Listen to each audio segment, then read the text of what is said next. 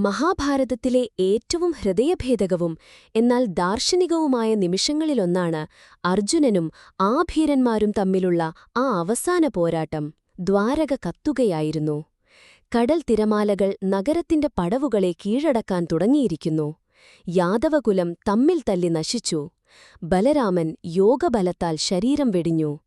തന്റെ പ്രാണമിത്രമായ കൃഷ്ണൻ ഒരു വേടന്റെ അമ്പിനാൽ മർത്യലോകം വെടിഞ്ഞ വാർത്ത അർജുനനെ തളർത്തിക്കളഞ്ഞു.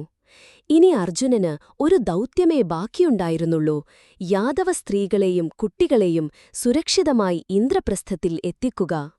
വൃദ്ധനായ അക്രൂരന്റെയും ഹൃദയം തകർന്ന സ്ത്രീകളുടെയും വിലാപങ്ങൾക്കിടയിലൂടെ അർജുനൻ ആ വലിയ ജനസഞ്ചയത്തെ നയിച്ചു.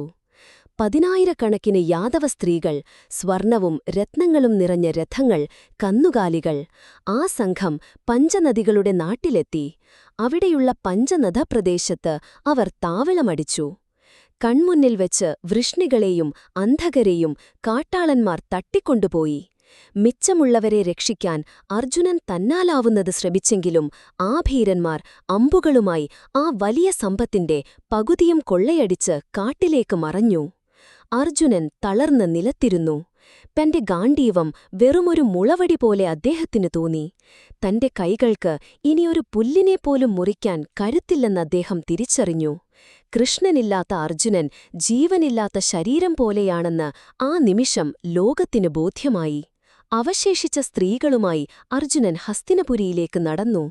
യാത്രയിലുടനീളം അദ്ദേഹം ആലോചിച്ചത് ആ കാട്ടാളന്മാരെക്കുറിച്ചല്ല, മറിച്ച് കാലത്തെക്കുറിച്ചായിരുന്നു. പിന്നീട് അർജുനൻ വേദവ്യാസനെ ചെന്ന് കണ്ടു തന്റെ സങ്കടം ഉണർത്തിച്ചു.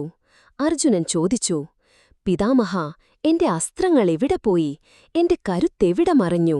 വെറുമൊരു കാട്ടാളക്കൂട്ടത്തിനു മുന്നിൽ ഞാൻ പരാജിതനായല്ലോ. വ്യാസൻ ശാന്തനായി മറുപടി നൽകി: അർജുനാ, നിന്റെ ദൗത്യം കഴിഞ്ഞു. ഈ ലോകത്തിന് നിന്നെക്കൊണ്ട് ആവശ്യമുള്ളതൊക്കെ കാലം എടുത്തുകഴിഞ്ഞു. നിനക്ക് ലഭിച്ച അസ്ത്രങ്ങളും കരുത്തും കൃഷ്ണന്റെ സാന്നിധ്യമായിരുന്നു. അദ്ദേഹം പോയതോടെ അവയും മടങ്ങിപ്പോയി. ഇനി നിനക്ക് ആയുധമല്ല, ആത്മീയതയാണ് വേണ്ടത്. കാട്ടാളന്മാർ ജയിച്ചതല്ല, കാലം നിന്നെ തോൽപ്പിച്ചതാണ്. അത് അംഗീകരിക്കുക.